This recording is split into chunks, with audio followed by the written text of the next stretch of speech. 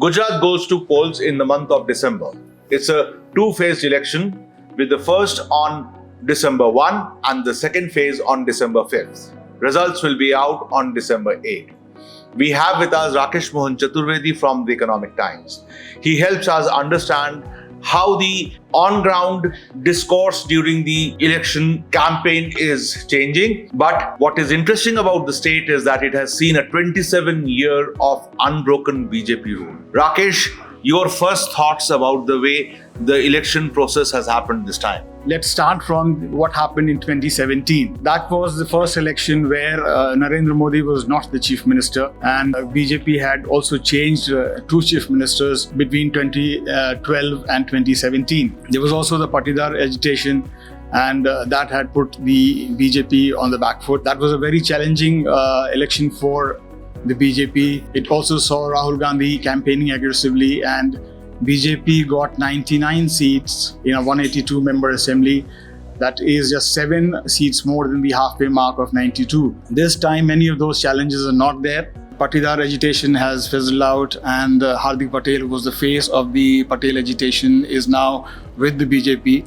Alpesh Thakur, who was another important leader, young leader of that time, is also in. He has also joined BJP. How do you look at this new political scenario, the youth leaders who emerged from a movement shifting away, and Congress is completely absent from the scenario? There is nothing there in Congress right now. Yeah. How do you look at the Congress thing? No, so Congress has failed to capitalize, to build on the momentum that it had gained in 2017. The young leaders are now with the BJP, except for Jignesh Mevani, who is in a way leading the Congress campaign. We are yet not sure whether Rahul Gandhi is going to campaign this time, though there are reports that he will be there on November 22. Congress had got 41% votes last time, but now it seems to be a weaker force than what it was in 2017. Interestingly, yes, this is where I would like to interject, Rakesh, because interestingly, this time it is probably BJP which is trying to promote more of the Congress, because in two of the interviews which I have seen of Amit Shah is saying that it's a BJP versus Congress battle. Whereas Rahul Gandhi in his Bharat Jodo Yatra from Maharashtra, he says, "Sare projects to Maharashtra se utha ke Gujarat mein le gaye." Have you already given up on the Gujarat battle? Yeah, that was not a very wise statement that Rahul Gandhi has made, especially when, he may have been speaking in Maharashtra, but then he should not have forgotten that there are elections in Gujarat, and this will have repercussions there. How much Jignesh Mevani and other leaders in the Congress can propel the campaign is something we'll have to see. Ahmed Patel's shoes are too big to fill. Yeah, too big to fill. And Congress also gained strength. Its strength was the cadre on the ground, which has, of course, weaned away because they've been out of power for 27 years, which is like more than one generation. So all these factors, and of course, it would suit the BJP if it's a triangular fight. And Congress going down will give traction to the Aam Aadmi Party, which has been trying to make inroads in. Which is probably what Mr. Amit Shah is fearing now, because they are underplaying Aam Aadmi Party's emergence, and almost from the 40%, I don't know what is the kind of vote share that Arvind Kejriwal is dreaming of. Only he can tell us how much what he expects, but he has been making noises which in a way he's also trying to dent the BJP, the Hindutva votes, when he talked about the Ganesh Lakshmi pictures on currency notes.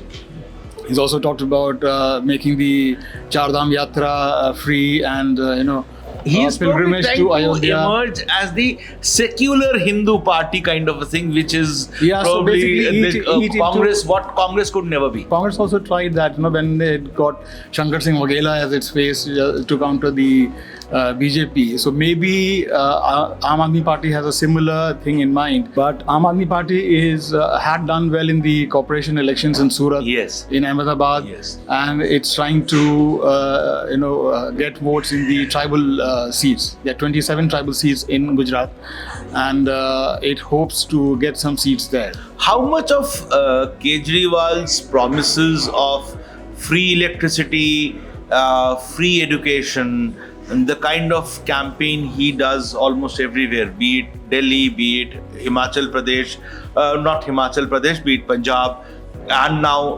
Gujarat. How much of that is going to cut ice in a state like Gujarat? So in a state like Gujarat, see, many a times, the one formula fitting every state is not a good strategy.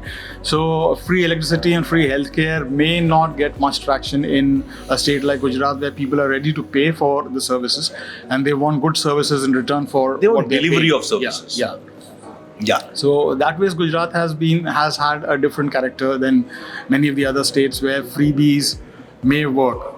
In a state like Gujarat, do you really see Asad Owaisi's AMIM emerge as the advocate of the Muslim community? Probably that's the idea with which he is trying to enter Gujarat.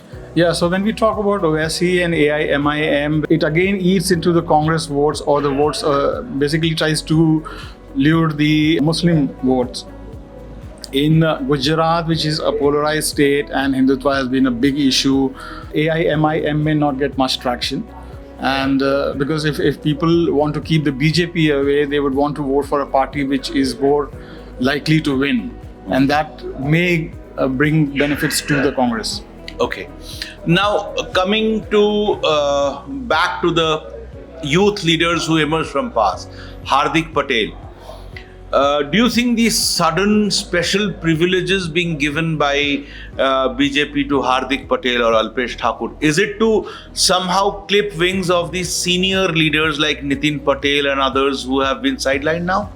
Yeah, so one strategy that BJP under Narendra Modi has followed is to beat anti-incumbency, they change candidates. So in Gujarat, the sitting MLAs, 38 have been denied tickets this time, and 12 of those 38 had actually won by a big margin in 2017.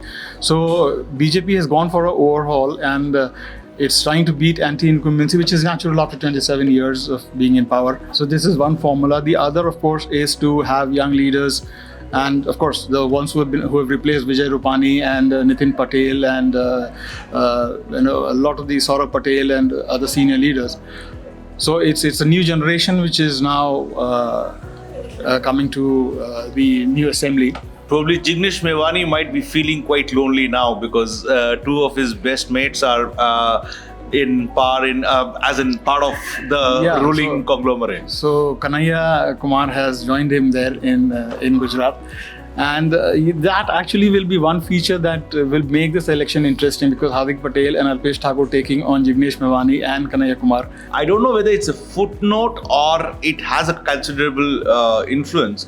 An OBC leader like Alpesh Thakur, who had quite a quality influence in rural sector, being brought to Gandhinagar for a seat for his election. How do you look at that? The kind of special preference and privileges being given to him. How do you look at that? Maybe the BJP wants to use him for campaigning in other parts of the state where the Thakur votes have the OBC votes. Yeah, the OBC votes, in fact, would have influence. See, again, Aam Aadmi Party has got Isudhan Gadvi, who is from the Ahir caste, basically Gadvis, and so that is a good chunk of votes. And so basically the fight for OBC votes again is very prominent in Gujarat. It is said that Isudhan Gadvi is has been a very popular anchor and has his own realm of influence in the state. Now, given that, will Isudhan Gadvi and Gopal Italia manage to emerge as the face of opposition, or the formidable opposition that BJP needs or the state needs? Yeah, so Gopal Italia, I think, crossed the line when he made those controversial statements. On the one hand, Aam Aadmi Party is trying to get the Hindu votes, and then he comes up with these statements. Again, it would be more Arvind Kejriwal being the face, and to some extent maybe Bhagwant Mann, who's as chief minister, maybe they want to show that. Bhagwant Mann is the success story of Arvind success Kejriwal. Story, yeah. The Punjab chief minister campaigning there. Yeah. But the Aam Aadmi Party unit in Gujarat is not that important, and being a former anchor doesn't really ensure that you'll get votes. You may attract crowds, or you may get traction in the media. But it could be something like what happened in Punjab in the earlier election. Yeah. There was a lot of steam about AAP, it emerged as a formidable chunk over there in the state. And with people being fed up of Akali Dals and the Congress, probably it got to replace them both. So something similar of that kind they are hoping to Gujarat, have this time. Yeah, so Gujarat is not in a bad shape as Punjab was. Punjab was facing drug issues and high unemployment, and those factors were there. Also, Bhagwant Mann had won the Lok Sabha election in 2014. He was also a established stand-up comedian. He was a known face. Yeah, so that he's very different from the story. Gadvi getting traction in Gujarat. So again, it will be more of a Arvind Kejriwal show, the Delhi model, and to some extent the success story in Punjab. But whether it will help Aam Aadmi Party get seats is something very, I think Congress may still emerge the second largest party. In 3 lines, how do you look at BJP's options and opportunities for in this?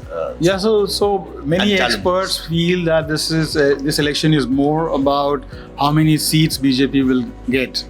It's likely to come to power. I don't see much of a change happening mainly because the opposition is in disarray. Narendra Modi is going to be the face and he'll campaign aggressively. He's going to spend 3 days in Gujarat, and the state. BJP had done badly in Saurabh and in North Gujarat in 2017, and so those are areas where they have to work on. And Patel agitation may not be there, but then the woes of farmers and the rural votes, also the tribal seats, these are areas where the BJP will have to work on. And how about Congress? The best chance that Congress has is to put up, its candidates will have to do a lot of legwork. And there is no pan Gujarat. Each on his own type, kind of a situation. Yeah, and they don't really have a pan Gujarat narrative as such that that there can be a better alternative to the BJP. And how do you look at Aam Aadmi Party's story? Aam Aadmi Party seems to be aiming more at making occupying the Congress space. Yeah. And of course, once it gets into the thick of things, it tries to build on the momentum that it gains. So Aam Aadmi Party in the coming elections may gain from whatever achievements it makes in 2022. Thank you, Rakesh. That helps us get the broad picture of how Gujarat battle could be shaping up. Watch this space for more videos and updates. Next week onwards, we have our own team reporting from the state.